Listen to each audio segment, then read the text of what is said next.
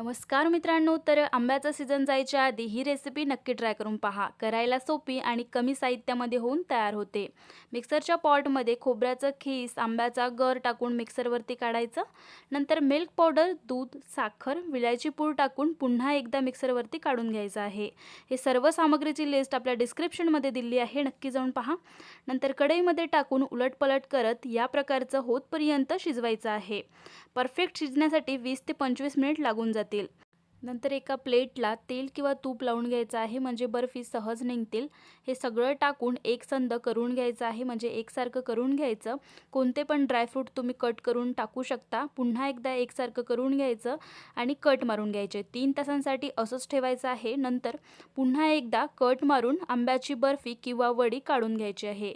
तर आंब्याची चमचमीत अशी बर्फी आणि वडी रेडी झालेली आहे. नक्की ट्राय करून पहा. डिटेल व्हिडिओ चॅनलवर दिला आहे, नक्की जाऊन पहा. थँक्यू.